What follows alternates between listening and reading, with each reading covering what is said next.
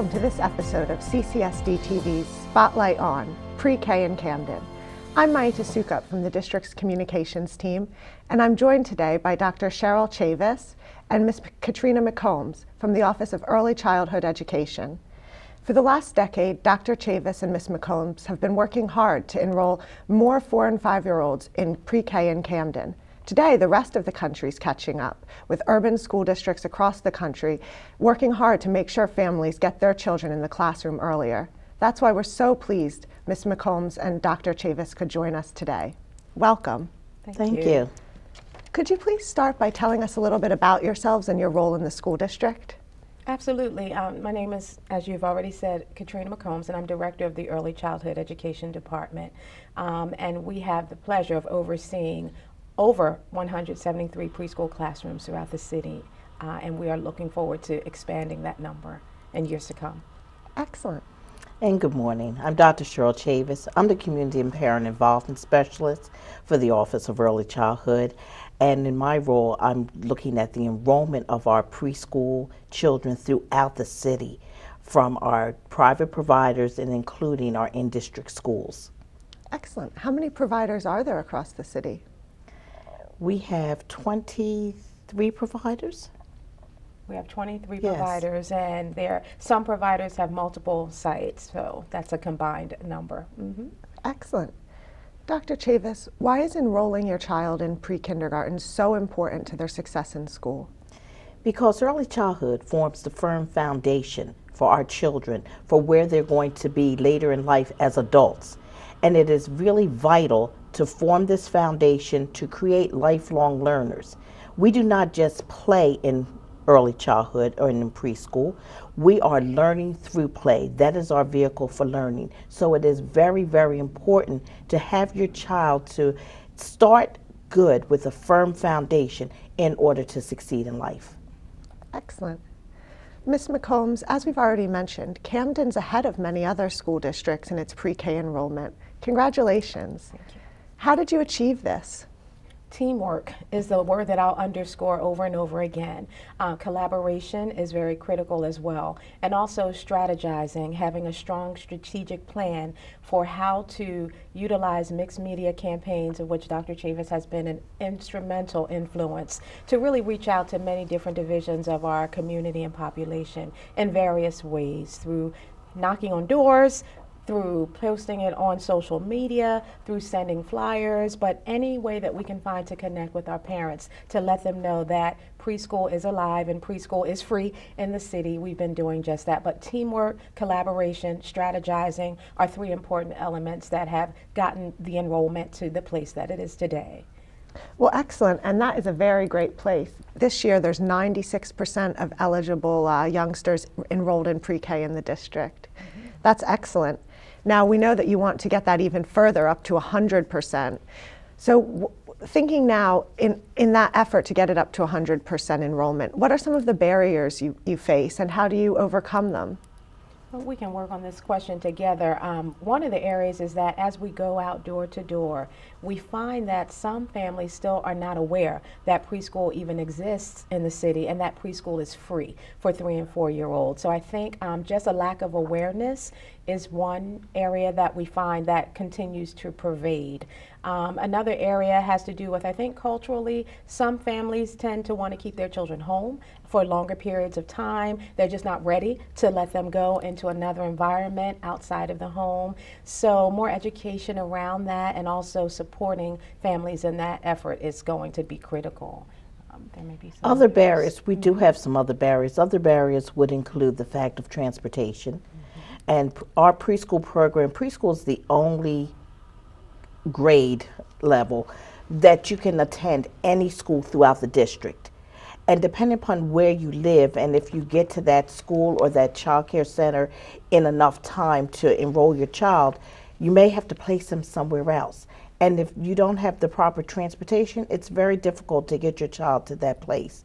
We also have family child care. We have private institutions and other ways to meet the needs of our families, which our families use because it's a choice system also. So that would be, some of the main barriers to why we may not get to 100%, but we look at what our slots that we currently have, and we're trying to fill those slots up to 100%, but we may not meet the 100% of the entire early childhood population throughout the city.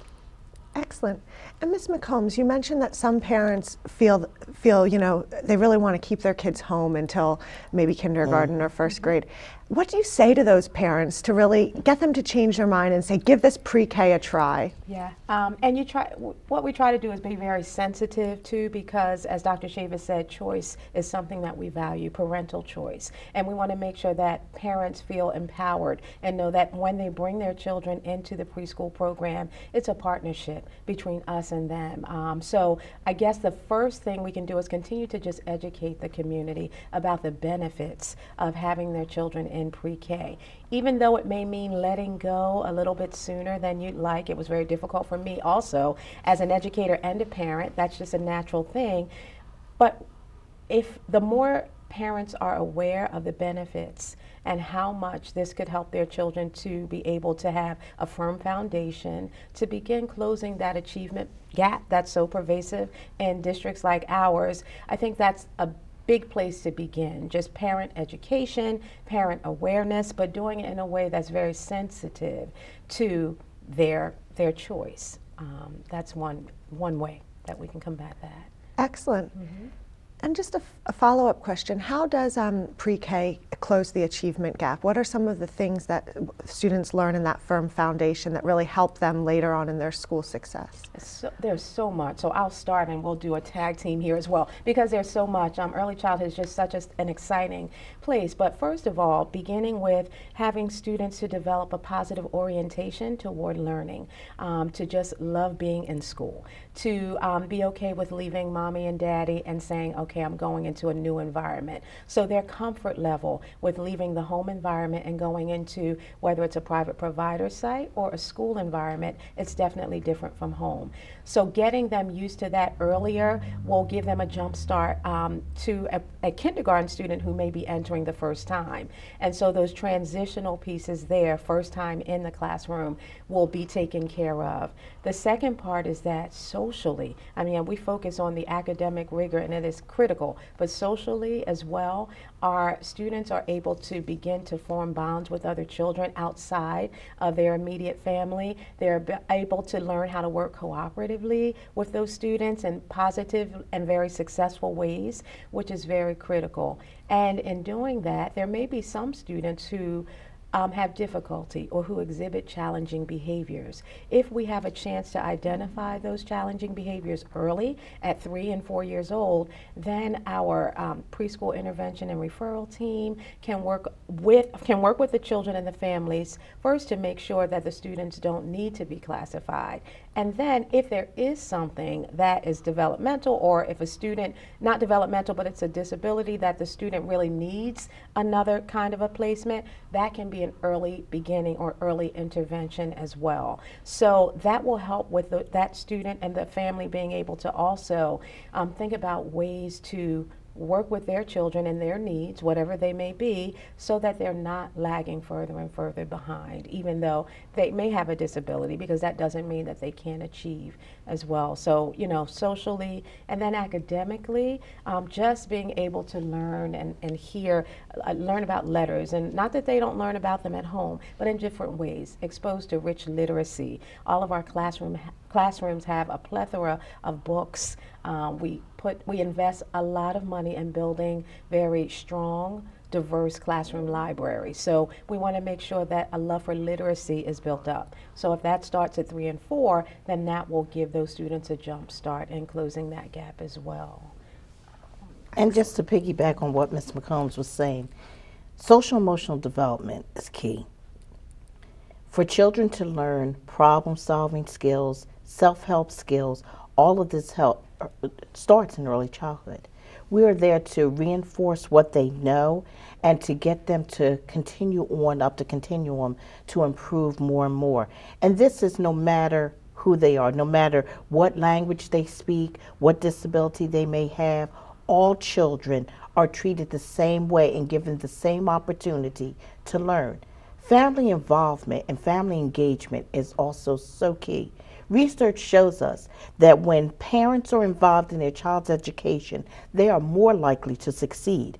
So we don't just come in and serve the child, we serve the whole family. And it's not just the parents, because our families are integral, because we don't know who's raising particular children. It's not just their parents. So we involve the whole family. We educate them along with their child. We show them that we need their help in order for their children to succeed. Doing so will close that achievement gap, because now we're ready. We're prepared. We have problem-solving skills. We're ready to get out here to meet new challenges and do it and have fun. And that's one thing that I stress. Learning should be fun at all ages. If you have fun doing something, you're likely to do it over and over again. But if you come into a situation, a learning situation or any, where it's not fun anymore, you don't want to be there. And who can learn? So we meet their needs. We make sure that they're fed, not just knowledge, but with the meals that we serve in our schools, because they have to be able to have all of their needs met in order to learn. And that's going to close that education and that achievement gap. Wow, that's wonderful. Thank you both. Now, looking ahead to this year's campaign, Dr. Chavis, can you please explain if there's any new elements or anything new that we should be looking out for this year? Yes, we're very excited because our district is now a pre-K to second grade district. So we are focusing right now on our transitions between pre-K and kindergarten, which is phenomenal, so that we can show how they grow in pre-K and then they hit kindergarten with on the ground just running and ready to continue their education and to learn. So that is being added to our campaign this year. As we go out, we're talking not just about getting their child into preschool, but just incorporating that transition to kindergarten, helping parents to understand what the transition means, what are the differences, what are the changes, and just to keep them motivated to keep their children going. So operating in that system, we're very excited this year. Oh, excellent. And if you're, what can parents expect in terms of this new transition support between pre-K and kindergarten? Well, we have a lot of supports in place. In our Office of Early Childhood, we have a team of phenomenal individuals. We have our educational program specialists, we have our pre-K ones, and now we have our kindergarten ones. And those specialists go out and they support our teachers and they mentor them and give them everything, the tools that they need to encourage learning. And on the other side, we have our preschool intervention referral team and our kindergarten intervention referral team. Those teams work together for those children that may display some red flags and need some extra help to make sure that their learning also goes on. So between all of these teams and our social workers, we have pre-K social workers, and myself working along with them, we work with the families. We are just excited, and we know that this is going to be a phenomenal year. Well, that sounds wonderful. Now, I know that the 2015-16 enrollment campaign actually kicks off this week. So can you tell us a little bit about what we can expect from this year's campaign? I just truly believe this is one of the most exciting times of the year for me, because together with all of our teams and all of our colleagues, we create a phenomenal registration campaign, and it includes billboards. You will see wonderful billboards in English and Spanish going up, 15 of them throughout the city, encouraging parents to sign up for early childhood, for preschool programs. And also on 3 radio stations, WDAS-FM, Power 99, and Q102. We will also be advertising our free program for our children. And it's not just free. That's not just the main thing. It's developmentally appropriate. It's fun, and it's a true vehicle for learning. So we're also going out. Our team has increased in size, and we're going out with our family workers and with everyone, knocking on door to door, going to all the playgrounds, going anywhere that we see young children to spread the word. Come and join us. Come and join this early learning experience, and it's going to be worth your while. So we're looking forward to that. We're doing all types of even trainings and workshops for parents and getting them involved. We have an early childhood education advisory council, which encompasses community members, churches, all types of things, teachers, everybody, and we come together, so we're out here spreading the word in full thrust. So we're looking forward to this year's campaign. We're excited, and billboards will be coming up next week, and we just can't wait to get everything started. Oh, excellent. And now, you also have an open enrollment week in April. Can you tell us a little bit about that? Yes. We started this a couple years ago. We said we have to be proactive instead of being reactive. Let's start early registering our children. So we used to do, for preschool, but now for kindergarten as well. So the week of April 13th through the 17th, we will have our pre-K kindergarten registration. And parents can come out to any sites during the day, register their children. We're also going to have evening hours on the 15th from 3:30 to 7 at ECDC for those parents that are working, because we have a lot of working parents that can't come out. So we're going to be proactive, get children registered early so that everybody is really ready and looking forward to next year. Excellent. Absolutely. Yeah.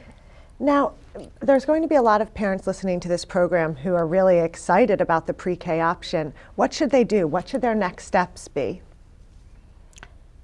Well, Register. right. Should call. They can definitely call our office, 856-966-2000, and they can do extension 38321, which is my extension. They can call me directly, and we will get them set up. We have sign-ups. They can come by ECDC. I'm housed over there at ECDC. They can see any of our staff at any time throughout the city. Our staff is always looking and communicating with parents, and they will give us their information. So they can even call the main building, 856-966-2342. Correct. And they will get our staff over at the administration building, who will make sure that we get their information. Excellent. Yeah, and I would also add to that just that they don't have to be afraid, the parents, and if they have questions that may be holding them back from making that decision, to feel free to call us and talk about it. Because again, I want to underscore that this is parental choice. We really want our parents to feel empowered in making the decision to place their child in pre-K, but we want to make sure that we answer any questions that they may have and allay any concerns that they may have. So even if they're not 100% sure, to just pick up the phone and call our staff members, and we can talk them through the process and let them know the options. And we'll even set up visits. Yes. So that they can visit the various locations. They can actually see what is going on in the classroom. And we also have interpreters. We have people that speak Spanish and Vietnamese. So we want everybody to feel comfortable about coming to us. Come everybody, because we are a family and we want them to join. Excellent. Thank you, Ms. McCombs. Thank you, Dr. Chavis. Now we'll take a short break, and when we return, we're going to speak to a kindergarten and pre-K specialist who can tell us a little bit more about life inside the classroom for some of Camden's youngest pupils. Hi, I'm Anthony Blaine, Executive Director for the Office of Safety and Security, and I'm here to offer you some tips about using our Camden City's Safe Corridor program, which are walk in groups when you can. Make sure that you are visible. Try to make sure that you can be seen in a different way. Do not take shortcuts throughout the Safe Corridor approach. No alleys, no roads. Use main thoroughfares where you can see crossing guards. And also don't be distracted, whether that's headphones, whether those are our winter masks. Make sure you can be seen and you can know where to go and to ensure a safe environment. Those are our tips for using the City's Safe Corridor program, and please understand that safety is a community effort.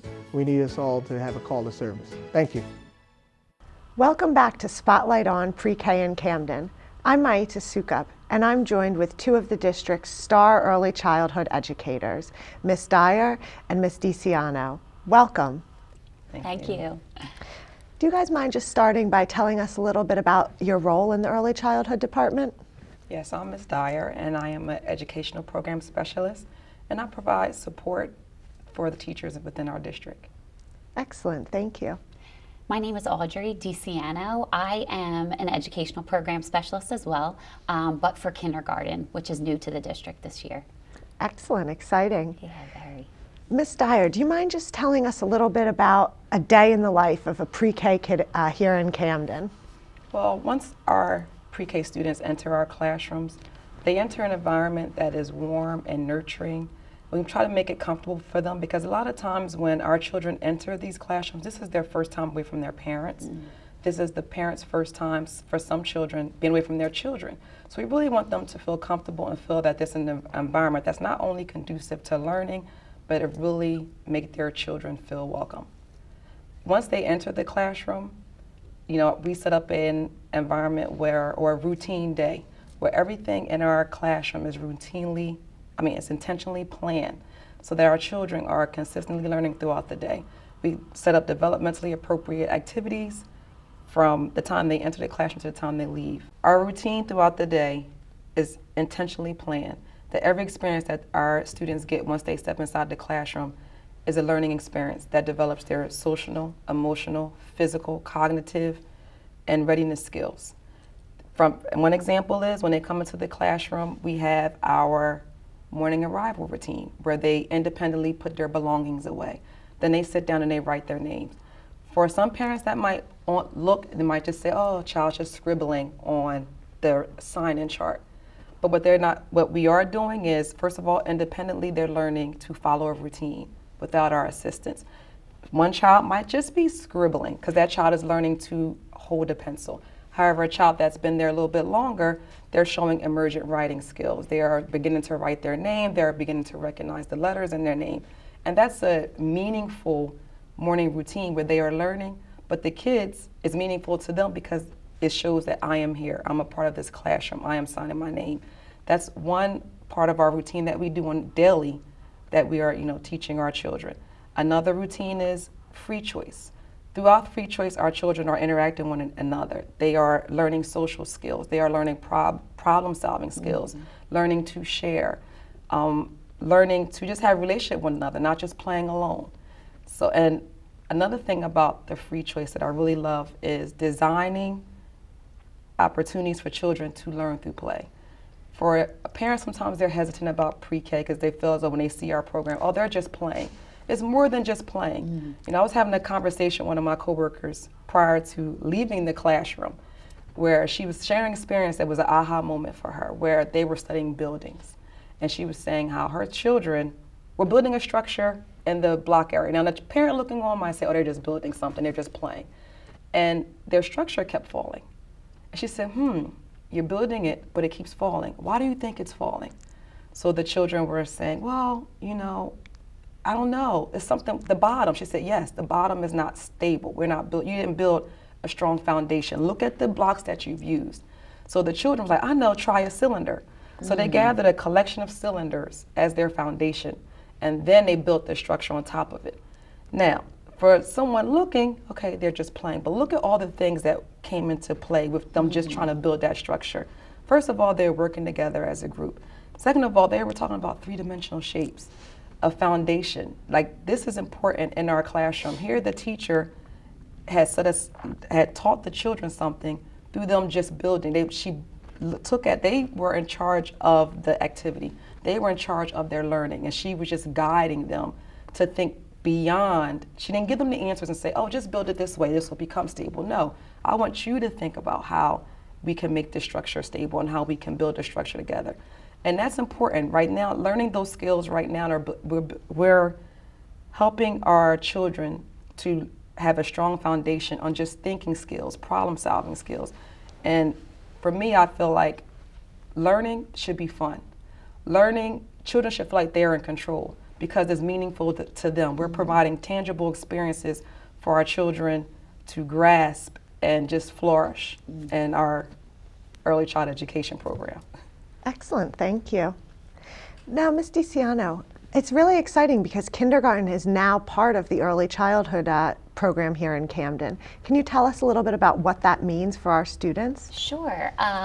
So as Ms. Dyer was saying, that developmentally appropriate practice is now continuing and transitioning into kindergarten. you'll see a classroom environment set up much like the pre-K rooms are. The classroom environment is actually less with, student desks and, teacher-directed activities. It's child-initiated and child-directed with, in a full-day kindergarten now, 60 minutes of free choice and center time. And people are frightened of the play word, but is meaningful, and we are encouraging that this year in kindergarten. In no way are we losing rigor. It's actually those centers and that choice time is academically rigorous. There are opportunities in every center that it's child selected for them to read and write in every center, and being exposed to academic vocabulary where teachers are actually pushing in to each center and facilitating those meaningful conversations that she just spoke of. That's what parents and kindergartners, 5 and 6-year-olds, can expect in this new developmentally appropriate program in K that we have now. Excellent, thank you very much. And for parents transitioning their students from pre-K into kindergarten this year, do you have any tips for them, things they should be looking out for, ways they can help prepare their child for the kindergarten experience? Absolutely. It's funny, the parents and the children are actually better prepared now because they're coming from this pre-K setting, this developmentally appropriate pre-K, and now it's just a solid foundation and continuing the transition into kindergarten, much resembling what pre-K was. So it's much of the same, elevated, academically, developmentally appropriate for 5 and 6-year-olds.